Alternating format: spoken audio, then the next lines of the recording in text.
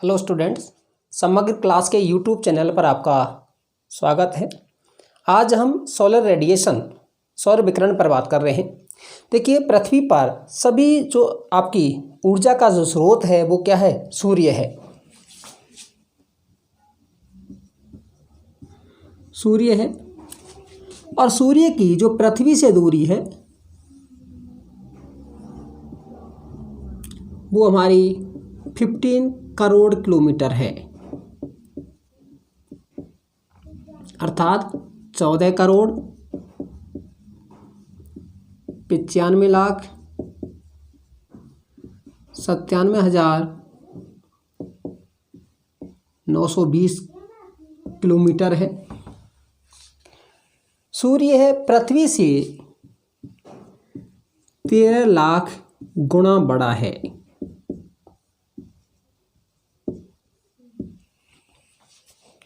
दूसरी चीज आती है, पृथ्वी और सूर्य के बीच की दूरी है हमारी लगभग 15 करोड़ किलोमीटर है, और प्रकाश की गति की जो गति होती है वो 3 लाख किलोमीटर पर सेकंड होती है। तो पृथ्वी तक सूर्य के प्रकाश को पहुंचने में कितना समय लगता है? वो हमारा लगता है 8 मिनट 20 सेकंड, अर्थात हम इसको ये कह सकते हैं 500 सेकंड में सूर्य से पृथ्वी पर प्रकाश की किरणें पहुंच पाती हैं। दूसरी चीज़ आती है कि जो आपका सूर्य है, सूर्य से जो ऊर्जा का जनन होने का कारण क्या है कि वहाँ सूर्य में हाइड्रोजन का हीलियम में अत्यधिक प्रतिभाग, सूर्य के आंतरिक वाले भाग में अत्यधिक ताप और दबाव के कारण है। हाइड्रोजन हीलियम में परिवर्तित होता है संलयन की क्रिया के माध्यम से, और जिससे सूर्य सौर ऊर्जा की उत्पत्ति होती है। अब कितनी ऊर्जा है कि सूर्य के केंद्रीय भाग में भाग का तापमान 2 करोड़ डिग्री सेंटीग्रेड है, तथा बाह्य सतह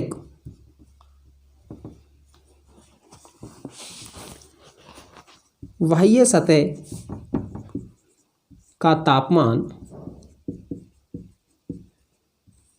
6000 डिग्री सेंटीग्रेड है, 6000 डिग्री सेंटीग्रेड है। अब दूसरी चीज़ है, जो बाह्य सतह है वहाँ से तापमान है विकृत होता है, और वो विकृत तापमान ही पृथ्वी पर पहुँच पाता है। उसे हम क्या कहते हैं? सौरताप कहते हैं, इंसोलेशन।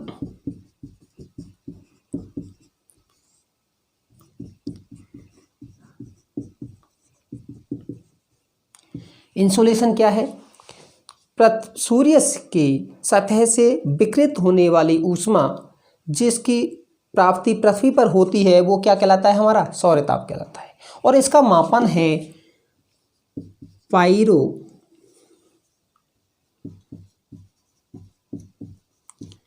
हेलियोमीटर के द्वारा किया जाता है। ये इसकी मापन की इकाई है। अब दूसरी चीज़ आती है कि जो हमारा सूर्य ताप है ये पृथ्वी की सब सतह पर है, समान रूप से नहीं पाया जाता है। इसका वितरण है वो आपका असमान पाया जाता है। कारण क्या है कि पृथ्वी है हमारी अपनी अक्ष पर झुकी हुई है, और झुके होने के कारण है किरणों के तिरछापन के कारण सूर्य की प्राप्ति है, सौर ताप की प्राप्ति है सभी भागों पर समान नहीं होती है। कुछ भाग ऐसे हैं जहां तापमान विश्व का सबसे अधिक पाया जाता है, जैसे लीबिया का अल-अज़ीज़िया, जहां विश्व का सबसे अधिक तापमान 58 डिग्री सेंटीग्रेड पाया जाता है। दूसरी तरफ विश्व का सबसे कम तापमान अंटार्कटिका में बोस्टक, जहां पर तापमान -87.5 डिग्री सेंटीग्रेड पाया जाता है। और जब तापमान और प्रेशर में है इन्वर्स रिलेशन होता है, जब तापमान अधिक होगा तो वायुदाब कम, तापमान कम होगा वायुदाब अधिक होगा। और जब कहीं पर वायुदाब अधिक कहीं पर वायुदाब कम होगा तो high pressure to low pressure की ओर है एयर सर्कुलेट होगी, उसी क्या कहा जाएगा, विंड कहा जाएगा। और वही ऊर्जा का स्थानांतरण एक स्थान से दूसरे स्थान को करती है।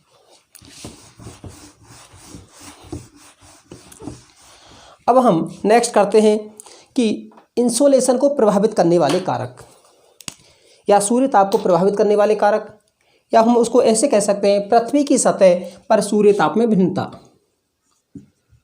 पृथ्वी की सतह पर सूर्य ताप में भिन्नता।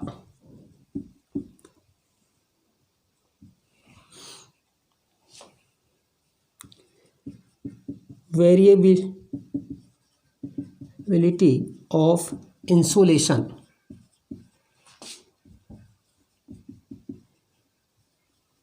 Eight the earth surface.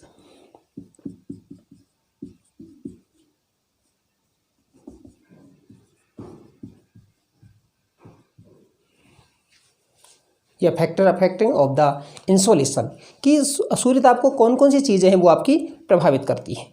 तो सबसे चीज़ पहले जो आपको प्रभावित करती है वो है सूर्य की किरणों का तिरछापन।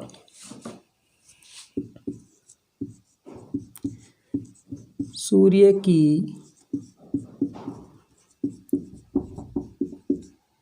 किरणों का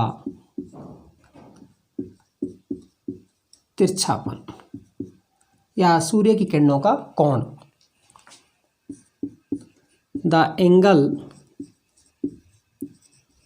of inclination of the sun's ray. अब ये कैसे प्रभावित करता है आपको, जैसे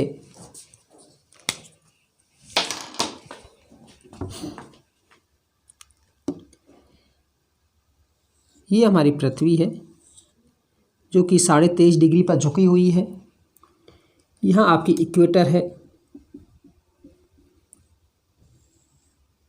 यहाँ आपका ट्रॉपिक ऑफ कैंसर है, यहाँ कैप्रिकॉर्न है, यहाँ आपका सन है। तो ये सामने वाला भाग होगा जहाँ सूर्य किरणें कैसी होंगी, सीधी होंगी, और जहाँ पर अब बताइएगा सूर्य प्रकाश कहाँ अधिक होगा, जहाँ सीधी किरणों में या तिरछी किरणों में, सीधी किरणों में, क्योंकि यहाँ पर सीधी किरणों को आपका कम डिस्टेंस पार करनी पड़ती है। दूसरी चीज़ है तिरछी किरणों में सूर्य के प्रकाश को अधिक स्थान से फैल करके जाना पड़ता है, जिससे प्रति इकाई क्षेत्र में सूर्य ताप की प्राप्ति है वो क्या होती है, आपकी कम होती है। तो सबसे पहले है सूर्य की किरणों का तिरछापन। अब इसके कारण कितना कितना तापमान की प्राप्ति आपकी हो पाती है, वो तापमान में भिन्नता है वो आपकी बहुत अधिक है।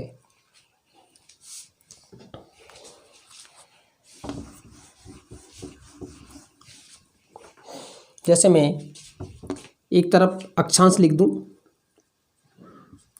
अक्षांश लैटिट्यूड है आपका, लैटिट्यूड है, और एक तरफ है आपका तापमान की प्राप्ति।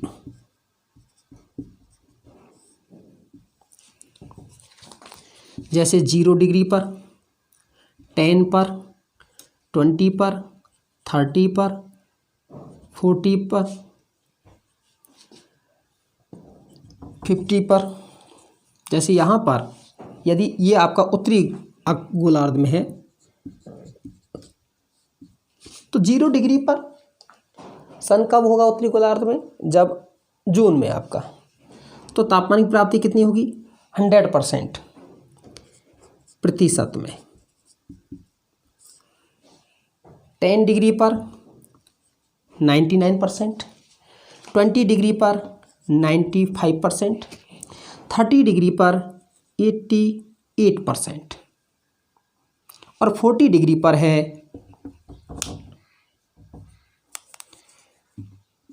79%, 50 डिग्री पर 68%, 60 डिग्री पर 57, 70 डिग्री पर 47% और 80 पर 43% और 90 पर 42%। तो आप देख सकते हैं कि तापमान की प्राप्ति तिरछी किरणों के कारण कितना है। 0 डिग्री पर 100% की प्राप्ति होती है, जबकि 90 डिग्री पर है 42%, अर्थात आधे से भी कम की प्राप्ति आपकी हो पाती है। तो ये है आपका पहला सूर्य की किरणों के तिरछापन के कारण। दूसरा जो कारण है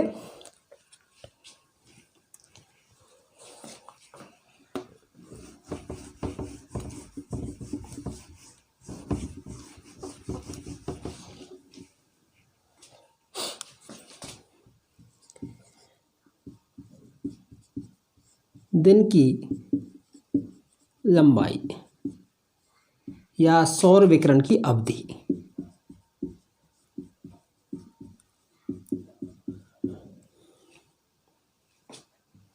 सौर विकिरण की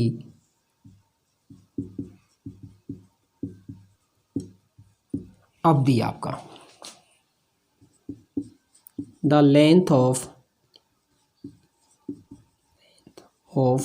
द डे। देखिए, दिन की लंबाई जितनी अधिक होगी सूर्य प्रकाश की प्राप्ति उतनी ही अधिक होगी, लेकिन ध्रुवों के संदर्भ में है ये प्रभाव है आपका नगण्य हो जाता है। जैसे मैं उसके लिए एक एग्जांपल दूं कि 0 डिग्री पर हमारा यदि सूर्य उत्तरी गोलार्ध में है तो 13 घंटे का दिन होता है, 12 घंटे का दिन होता है। 17 डिग्री पर 13 घंटे का दिन होता है। 41 डिग्री पर यदि सूर्य कहाँ पर है, उत्तरी गोलार्ध में,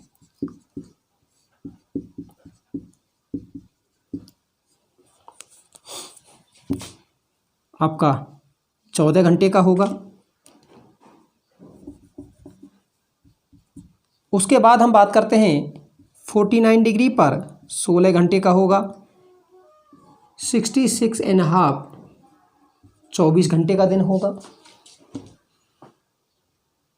67 डिग्री 21 मिनट पर आपका 1 माह का होगा और ध्रुवों पर 90 डिग्री पर है 6 माह का दिन होगा।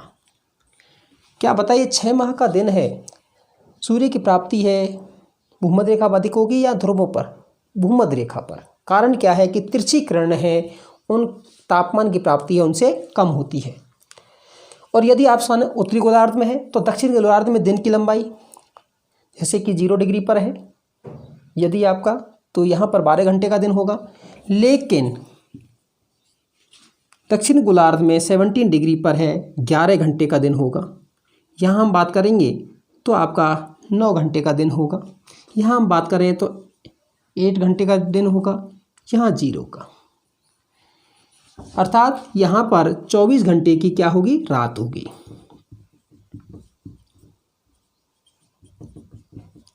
यहाँ पर 1 महीने की रात होगी, यहाँ 6 महीने की रात होगी। तो ये है आपका दूसरा कि दिन की लंबाई।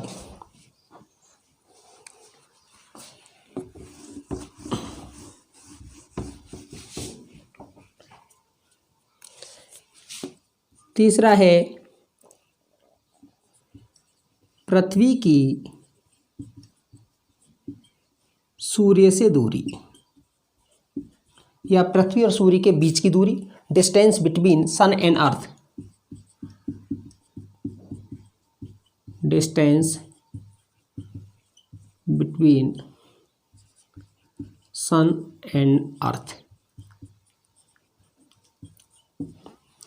देखिए, पृथ्वी सूर्य के चार दो तरह की गति होती है, अपने अक्ष पर घूमती है और अब सूर्य के चारों ओर, जो सूर्य के चारों ओर चक्कर लगाती है ये आपका सन है।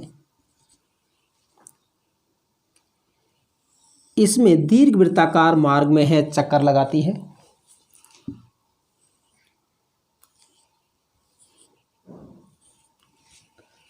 जब दीर्घवृत्ताकार मार्ग में है चक्कर लगाती है तो आपका एक बार पृथ्वी और सूर्य के बीच की दूरी है अधिकतम होती है, एक बार कम होती है। जैसे ये है आपका, इस समय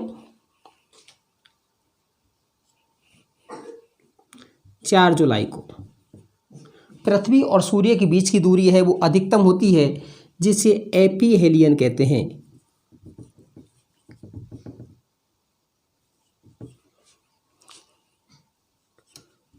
अपसौर। और एक बार 3 जनवरी को पृथ्वी और सूर्य के बीच की दूरी न्यूनतम होती है, जिसे पेरिहेलियन कहते हैं। उपसौर। अब मैंने बताया था कि आपका पृथ्वी और सूर्य के बीच की दूरी कितनी है, 15 करोड़ किलोमीटर है। उपसौर के स्थिति में है पृथ्वी और सूर्य के बीच की दूरी 14.7 करोड़ किलोमीटर होगी, और उपसौर की स्थिति में है 15.2 करोड़ किलोमीटर की दूरी होगी।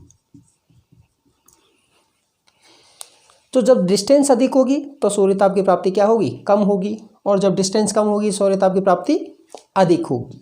लेकिन हम उत्तरी गोलार्ध में हैं। अब उत्तरी गोलार्ध में है तो उस समय है सन है कहाँ होता है, दक्षिणी गोलार्ध में होता है, अर्थात कैप्रिकॉर्न पर होता है। तो यहाँ पर है शीतकाल होता है, लेकिन जितनी सर्दी पड़नी चाहिए उससे 7% सर्दियाँ कम होती है। कारण क्या है, पृथ्वी और सूर्य के बीच की दूरी का कम होना। नेक्स्ट है आपका सौर कलंक, सन स्पॉट।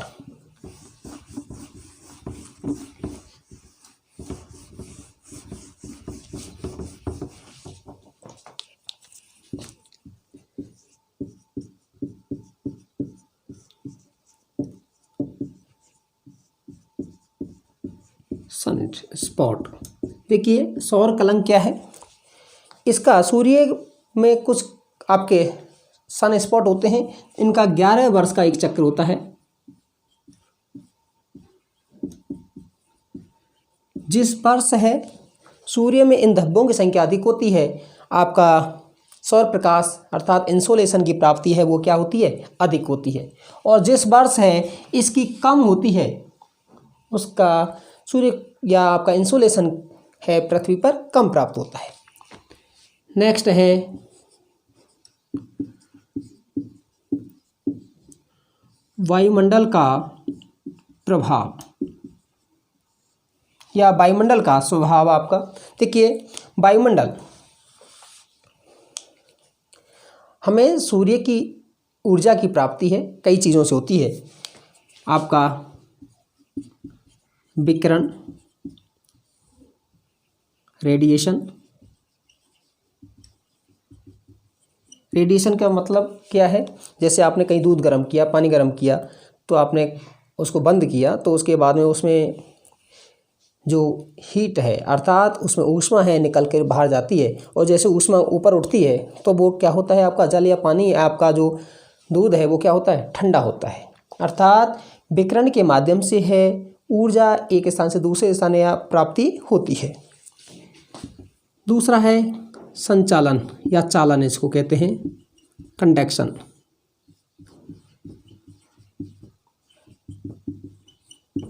कंडक्शन में क्या है, जैसे लोहा है, ये मान लो लोहा है, इसका एक सिरा गर्म कर दें तो इससे दूसरे सिरे में है ऊर्जा का प्रभाव आपका होता है, अर्थात अधिक से कम की ओर।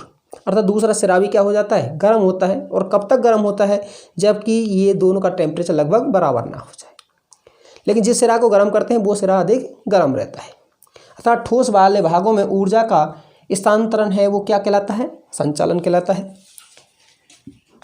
नेक्स्ट है संवहन, कन्वेक्शन। ये है आपका तरल और गैस में होती है, जिसमें जब तरल गैस में होगी तापमान अधिक होगा तो आपकी हवाएं ऊपर उठेंगी, और आपकी उस स्थान को मान लीजिए यहाँ गर्म हुआ, ये हवाएं ऊपर उठेंगी और ठंडी हवाएं इसको भरने के लिए यहाँ पर आएंगी। अर्थात ऊर्ध्वाधर वर्टिकल जो आपका ऊष्मा का संचालन है वो किसके द्वारा होता है, संवहन के द्वारा। और एक चीज़ और आती है अभिवहन, एडवेक्शन।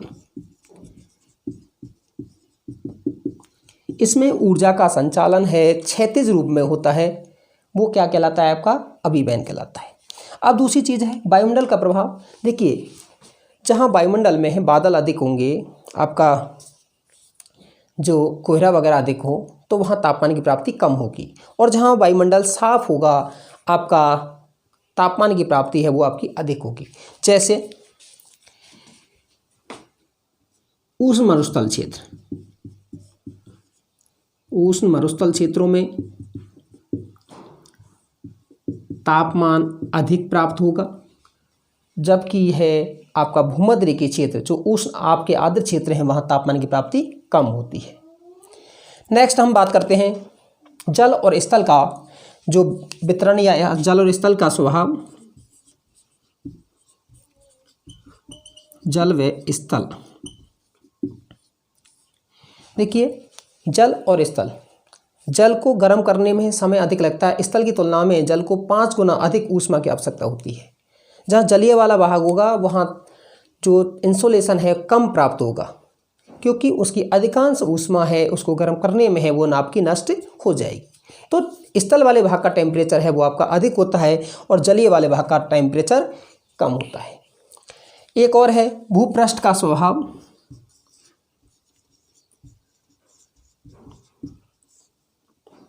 भूपृष्ठ का स्वभाव, और नेक्स्ट है और है स्वच्छ पर्यावरण।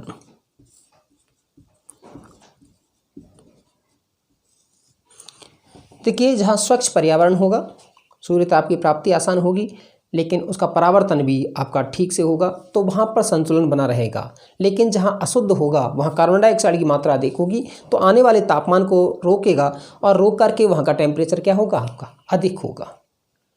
ये था हमारा सूर्यताप को प्रभावित करने वाले कारक। धन्यवाद।